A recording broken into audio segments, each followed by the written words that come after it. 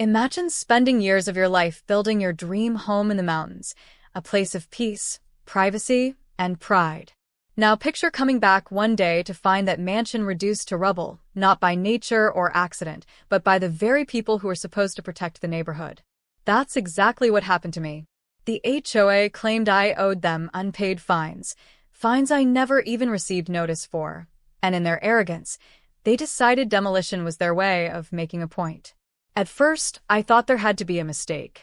How could anyone legally tear down someone's home without due process?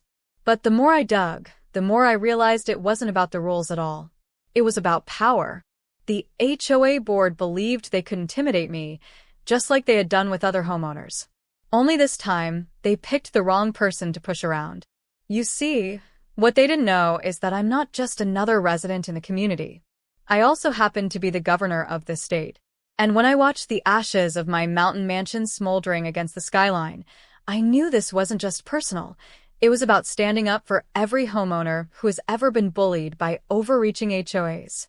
The story you're about to hear isn't just about a house. It's about power, justice, and what happens when a group of people forgets who they're dealing with. Because when an HOA tries to cross someone who writes the laws, the outcome isn't what they expect. But before I show you exactly how everything unfolded, let me take you back to the moment I first discovered the destruction. That's where the real fight began. When I first pulled up the winding road to my property, nothing seemed unusual. The trees swayed in the crisp mountain air, and the view stretched endlessly across the valley below. But as I turned the final bend, my heart sank. The gates were wide open, the driveway littered with dust and debris, and where my mansion once stood, there was nothing but a pile of rubble. The silence was almost louder than any sound I'd ever heard. I stepped out of my truck, my boots crunching over broken stone and shattered glass. It didn't feel real. This wasn't just a house. It was years of planning, the place where I thought I'd grow old, a retreat from the noise of politics and public life. And yet, in one decision, the HOA had taken it all away. They left no notice on the property, no explanation, only the remains of what used to be my home. Neighbors began whispering about what happened. Some claimed the HOA had been plotting for months, stacking fines on me for supposed violations, things like a retaining wall they said was too tall or the color of the shutters not matching their guidelines. None of it had ever reached me officially. Instead, they acted in secret, confident I wouldn't fight back. The strangest part? Not one contractor or crew member would admit to being the ones who carried out the demolition. Everyone avoided eye contact, like they were afraid to even mention the HOA's name. It was clear to me this wasn't just about fines. It felt like a message. As I stood there, the mountain air biting at my skin, I realized this wasn't only a loss. This was the beginning of a battle that would shake more than just one neighborhood. The more I looked into it, the clearer it became that this wasn't just about me. Other homeowners had their own stories, people fined for leaving their porch lights on too late, families threatened with lawsuits over harmless garden projects, retirees pushed out of their homes because they couldn't keep up with the endless fees. The HOA wasn't just enforcing rules, they were weaponizing them. My mansion being demolished was only the boldest move yet. I started reaching out quietly, asking neighbors what they knew. Some spoke in hushed tones, afraid of retaliation. One older couple told me they had been fined for installing a wheelchair ramp without proper approval. Another man said he had stopped attending meetings because every time he spoke up, the board would find a new violation against his property. It was a pattern, control through fear, hidden behind bylaws that most residents didn't even understand. Meanwhile, I began piecing together the timeline of my so-called unpaid fines. According to their records, the amounts had snowballed into the tens of thousands. Yet not a single certified letter had ever reached my office, my legal team, or even my mailbox. It was as if the HOA had manufactured a paper trail just to justify what they had already decided to do. What struck me most was the arrogance. They believed I was just another homeowner too busy to fight back, someone they could corner without consequence. They had no idea the man they were targeting was not only determined to seek justice, but also had the authority to uncover every secret they tried to hide. Still, a question gnawed at me. Why risk everything to take down my house? There had to be more beneath the surface, something darker, driving their decisions. And I was going to find out. The deeper I dug, the stranger everything became. Documents began surfacing that didn't add up, permits signed by people who no longer lived in the neighborhood, board meeting notes that neighbors swore never actually took place, and fines listed for violations that didn't even exist in the bylaws. It felt less like a neighborhood association and more like a shadow operation running unchecked in the mountains. One night, while reviewing records in my office, I found something that made my stomach turn. Buried in the fine print of their financial reports were payments to companies that didn't seem real. Shell contractors, supposedly hired for maintenance projects, but with no trace of actual work ever being done. The same names kept showing up across multiple invoices, and when I cross-checked addresses, most of them led to empty lots or abandoned offices. This wasn't about my mansion anymore. This was about money, power, and a board using homeowners as their personal bank. But the demolition of my home was different. It was personal. It wasn't just about profit. It was about sending a message. Someone on that board wanted me out of the way, and the more I uncovered, the clearer it became that they were willing to break laws to protect themselves. Every conversation I had with neighbors added another piece to the puzzle, and every piece pointed back to the same small group of people pulling the strings. Yet, the more I pushed, the more resistance I met. Phone calls went unanswered, records mysteriously disappeared, and people who had spoken to me before suddenly refused to say another word.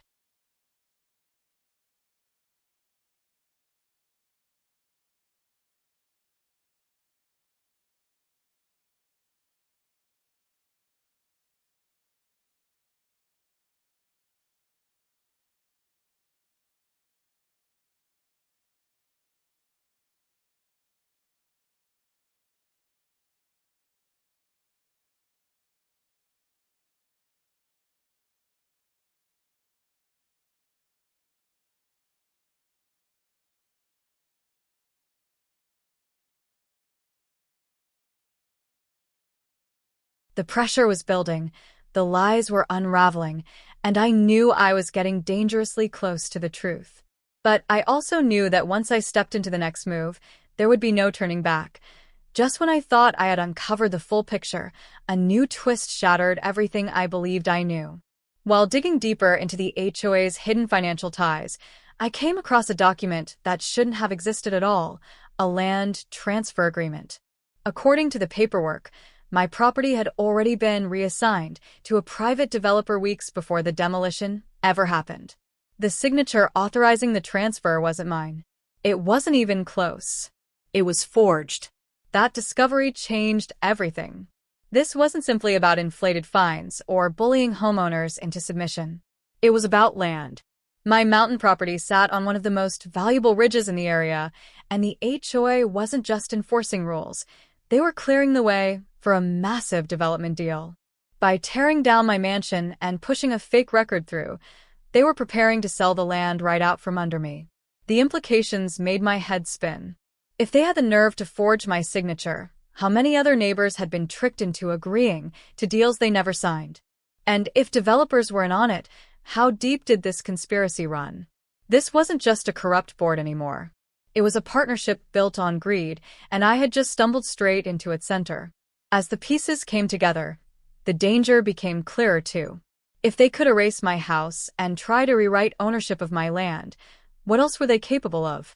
Every shadow in the neighborhood felt heavier, every passing car a little too slow, as if someone was watching my every move.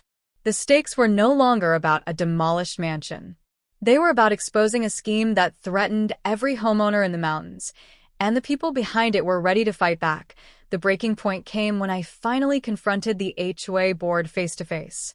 I walked into their meeting with a folder thick with evidence, fake permits, forged signatures, financial records linking them to phantom companies, and the fraudulent land transfer for my mountain property. At first, they tried to laugh it off, claiming I misunderstood the paperwork. But when I laid each document on the table, their smirks vanished. The room grew quiet, heavy with the realization that their power was crumbling. Neighbors who had gathered for the meeting began murmuring, then speaking up.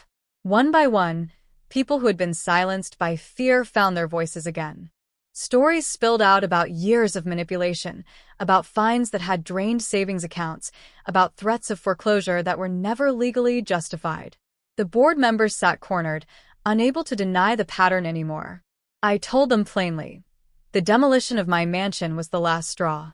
As governor, I had already set in motion a full-scale investigation into their practices. What they thought they could hide behind closed doors was now heading into the hands of state officials and the public. Their empire of fear was over. But just as the room seemed to turn in my favor, an unexpected twist surfaced. One of the board members slid a folded piece of paper across the table. It wasn't a denial or even a defense. It was a resignation letter. Alongside it was a list of names, people outside the HOA, powerful developers who had funded this scheme from the shadows. The board had been pawns, desperate and reckless, but not the masterminds. That revelation shifted everything once again. The battle with the HOA might have ended in that room, but the war over my land and the truth behind it was only just beginning. In the weeks that followed, the truth came out piece by piece. Investigators confirmed the land transfer had been forged, the demolition permits were falsified, and the money trail led directly to outside developers who had been eyeing the ridge for years. The HOA board members, once feared, were now facing charges and stripped of their authority. Many of them admitted they had been pressured into playing along, blinded by promises of profit or intimidated into silence. For my neighbors, it was a turning point. Families who had quietly suffered under years of fines and threats finally saw justice. The wheelchair ramp that had once been deemed a violation was now praised as an example of compassion. Garden projects were celebrated instead of punished. The community, once divided by fear, began rebuilding trust with one another. People realized that standing together meant no single board or developer could ever hold that kind of unchecked power again. As for my mountain mansion, the loss was real,